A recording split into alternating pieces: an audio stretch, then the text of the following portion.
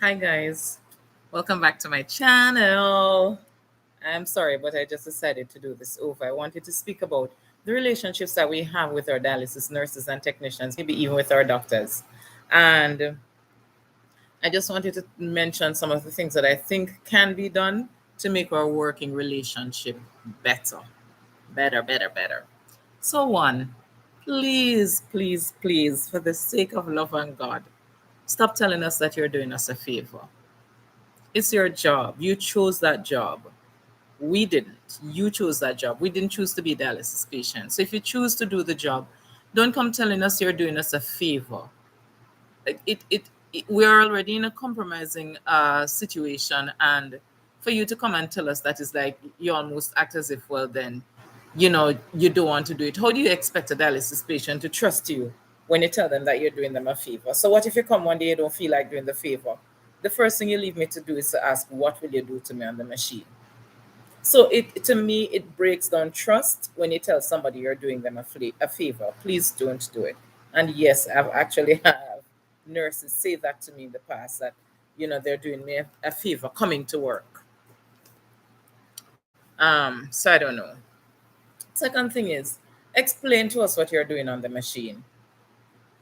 Sometimes people come and you're in a particular pod. At least how my dialysis center works, you're in a particular pod, and you have technicians or nurses technicians that are working in that pod, and that technician may not be available. And even if that technician is available, whomever it is, and you come to be pressing on the machine, is it so difficult to explain to patients what you're doing, especially if you want us to take an interest in our dialysis journey and to learn what we're dealing with so that we can help ourselves better? But you can't be asking us on the one hand to know what we're dealing with and to do better, but you refuse to just explain basic little things. If you come and you forgot to set the heparin, okay, and you come, Natalie, I'm setting the heparin. Or, I'm good. We all know when it's an issue of bicarb, or we know when it's an issue of acetate, because our machines tell us different. If we pay attention, we know the different sounds that the machine makes when those things are finished or need changing. But it would just be nice if you'd explain to somebody, because I get very nervous when somebody come on my machine, tapping, and they have this way, especially in my dialysis center. It's almost like for you to know what's going on sometimes, it's a curse. They want to turn the face of the machine, the computer screen, so far away from you. And sometimes they put you behind the machines or they put you in front of the machines. It's almost like they don't want you to have access to it. I don't think it's unreasonable for dialysis centers to ask patients not to touch the machines, unless it's maybe, sometimes the blood pressure might go off, and for that, it's a simple thing to just stop the noise. I don't think it's unreasonable to ask us not to touch the machines. I am guilty for sure, of touching up, the machines in dialysis. So that's another thing. So don't tell us you're doing us a favor. If you could explain what you're doing on the machine, that would be really nice as well. And follow proper procedures when it comes on to cleaning catheters. So simple little things that I think can be done better. Somebody may come to put you on a dialysis machine, and they open up, your package to do your dressing, and then they decide they want to wait until the machine comes up. The machine is ready to put you on. Don't open a package and leave it open. And I know in my dialysis center, you're going to have people say, I don't do that. Check yourself, because a lot of you do it. Maybe not deliberately. You're not doing it to say, okay, I'm going to spite this patient, or I'm going to do. It's that you want to put the patient on the machine. But make up your mind, if you're going to just go, let the patient come, do the dressing, get that out of the way, and then attach the patient to the machine, or the other way around. Whichever way works, because I think both of them can work. It's just not having the package open to the elements and then wanting to come and use it to do a dressing. I don't subscribe to that at all. I think it can be handled better. Right? So just be mindful of that. Another thing that to me y'all can be mindful of when it comes on to cleaning the catheter is, sometimes you might have a policy of how much gauze you can use or how much alcohol pads. If you see somebody with a catheter and around the catheter is extremely dirty, it doesn't make any sense. You clean right here, you leave all of here dirty, and you're covering up all of there. To me, that defies logic, because it still puts um, the patient at risk of getting an infection, right? So I don't think that might be, the best way. Use a discretion. Use a discretion. If somebody's catheter is really dirty, I don't know that your management is going to say to you, well, leave it dirty, and because we have to save money. I don't think anybody in the dialysis business is going to be so hard and fast. If you open somebody's catheter and realize that it's quite clean and it can take the two gauze, no problem. Some of the times, nurses and technicians will say to me, well, Natalie, your catheter is always so clean. But one of the things they forget to mention is that I always ensure that you clean it. A lot of patients don't do that. A lot of patients just sit and leave you to do what you're doing, and that's fine enough for them. For me, I will ask, I will say, can I have another gauze, please? Can you get the adhesive off me that's still sticking to my chest, even though you've already cleaned the place? Or they'll clean, and when they're finished, you'll see a little thing on the catheter itself. You'll be like, no, look, you missed something there. But a lot of patients are not that invested. Let's just be realistic. And so it leaves it to the nurses and technicians to just go through the procedure, and they may be doing everything right, but and you can still, to me, you can still catch an infection, because if your protocol is to just use two gauze, and after two gauze the area around the catheter is still dirty, I don't know what's going to prevent you from catching an infection, because to me you can catch it here or I can catch it by the tips. Another thing, you all come, you open the tips, then you want to walk off and go and look at gloves. Are you crazy? You can't do that. And again, don't tell me it doesn't happen. These are all things that I have experienced, right? And the last time I experienced that was, if it wasn't last week, it was the week before. And I remember saying to the nurse, no, no, no, you can't just leave it was here. I said, you can't leave my catheter open. You have to organize everything before you decide. You can't come, take off this, take that, then you want to go and leave it open. I don't want to leave my catheter open. If you trust, my input as a dialysis patient, and the fact that I have not gotten an infection in the last 9 years out of the almost 10 years, right? Because I caught infection in the first 6 months of my dialysis experience. If you trust me in what I know and what I've been asking you all to do to ensure that I don't catch an infection, then please don't get upset when I ask you not to do it. I'll see nurses coming to me and they just change their gloves, and I'll ask them kindly, could you please go and wash your hands? To me, I shouldn't have to ask, but I'd rather ask than to sit there and you come and then down the road I have an infection, and then most of the times they're going to blame you as a patient, and to say you're not taking care of the catheter. Some people come and the catheter is dirty, they're not showering properly. It's not easy to keep this area clean because you can't get it wet. You can't get it wet, you have to keep it dry. So, just be mindful of these little things. Opening the catheters, then you want to go off and look for tape, or you want to go and change the gloves. You're supposed to have everything ready before you open any part of the catheter, right? In my dialysis center, it says anytime you take off the caps, you're to clean it off before you attach the lines. Some people still wouldn't do that. Why? That's the protocol in my dialysis center in John Hayes. Anytime you remove these caps, clean off the lines before you attach the dialysis lines to it. And some people still wouldn't do that. You understand? So these are just some small things to me that we can do to help each other. No, I have not been the best candidate for having a good working relationship with all of my dialysis nurses and technicians. And I always tell people this, not because I don't like them, because I can't think of anybody in my dialysis center or any of the dialysis centers that I've used over the years, which is quite a few when I travel, that I don't like. I can like you as a person and still don't want to work with you, because if I believe that working with you is going to put me at any kind of risk, I'm not going to take the chance. Doesn't mean I don't like you. It just means that I put this first. I put this catheter first. And if I put the catheter first, then all of the feelings go out the door. And I know that, I run the risk of making people feel bad. That's not my intention. And I try to say that so often in dialysis.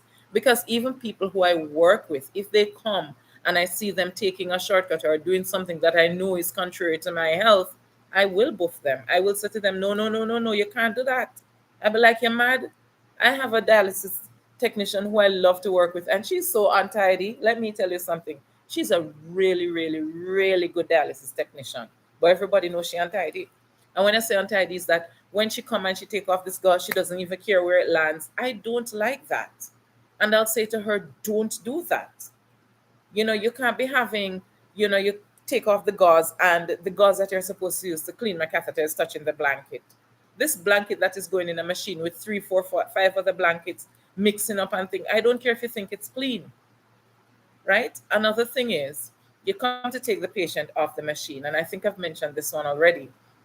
You have on a pair of gloves, and some people will literally put the syringes on your tubing, put on the syringes, and then go to strip the dialysis machine. And some of them will not change that gloves after they strip the machine to come and finish dealing with the catheter. Man, that's just wrong. That's just wrong. That's wrong on so many levels. I don't even know what to tell you. You should not do that, right? If you go to strip the machine, change your damn gloves before you decide to come and treat with the catheter. Or in the middle of taking you off the machine, again, they want to stop and they want to put down the chair because we dialyze on recliners. Now, where they're touching is exactly where your feet were. Some of us, like me, don't even take off our shoes when we're on the chairs because they wipe the chairs in between sessions, in between use. So I would not want somebody to come. You start dealing with my catheter, you start taking me off the machine, then you go folding blanket, you go putting down chairs, you go moving my bag, and that same gloves that you have on, you want to come and use it at a point of entry, which can introduce lint, bacteria, anything to my catheters. Simple little things that some of you aren't even aware of that you do. But my eyes are big and I am very invested in my dialysis journey, so I do pay attention. And I don't want you to take it as, me here for cuss anybody. It's what I consider to be constructive criticism, because it can't be bad for you to do the right thing, and it can't be bad for me if you do the right thing by me, right? We both win. We both win. And as I said, there's nothing wrong with you helping a patient to fold the blanket, but finish dealing with the catheter. Or if you're not going to finish dealing with the catheter, change the gloves, right? Change the gloves. I remember watching more than once I've seen this, dialysis technicians going from patient to patient, just changing the gloves and not washing their hands. Man, that's a sore point for me. Don't come around me. Do not, I don't care if you're a nurse, a technician, a doctor, don't come. And do you think I won't ask the doctor to wash his or her hands? Oh yes, I will. Because it's my health. So I'm not trying to be rude. But what is even worse is that I even have to ask you to do it. You ever go in those hospitals, especially when you're in accident and emergency, and watch your doctors? Hey, the doctors protect themselves. That's the reality. They're not protecting you. They're not changing gloves, a lot of them, between patients, And I dare you next time to go to A&E, to accident and emergency, pay attention and see if what I'm saying is correct. I dare you to just pay attention and see if there's any credibility or fact to what I just said, that not all doctors change their gloves between patients. So that means the doctor is protecting his or herself, not you, right? Not you. Just pay attention, right? So these are just some little things that I think, I want to tell you so that you can help me better in helping myself, or I can help you to help me, whichever way, you look at it, because I am here for the long haul, because I don't know any other life and I'd like to protect this one as much as I can. So if you can help me, please just be mindful of these little things. And one of the things I have said to dialysis technicians before, even a good friend of mine in there, is that anybody can end up on these machines. There's nothing that I would have done in my life that would have warranted me ending up on a dialysis machine, right? I am a dialysis patient because I have systemic lupus.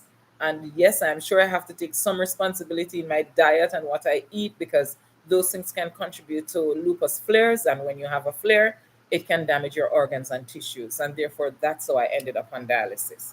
But even for patients who you can't ask somebody to be responsible towards what they don't know. So a lot of patients don't even know the risk factors to being a dialysis patient. They don't know that being hypertensive, being diabetic, having an autoimmune disease, having a history, having kidney stones, having kidney injury, being in an accident where you get any kind of damage there, that all of these things can lead to dialysis. Being pregnant and becoming what they call it, suffering from is some mentia, clementia, or something like that. That these things can all lead to renal failure. Now, if you don't know, how do you safeguard yourself? So, to my dialysis nurses and technicians, the ones in John Hayes, most of you are really fantastic. I just want to say thank you so much for the last 8 plus years, and then one plus year at Port of Spain General Hospital. It's been a good journey for the most part with my dialysis nurses and technicians. And if there is anything that I mentioned here that you know you're guilty of, just try to improve it. Because as I said, this is for us to be able to help to show you some of the things that you may do that you might not even be aware of, you know. So thank you all so much for taking care of us, because some patients can't help themselves at all, unlike me, and you still show up for them and you still do for them, but you're not doing us a favor. Don't say that. Even if you believe that, keep it to yourself. All right, guys, take care. Bye bye.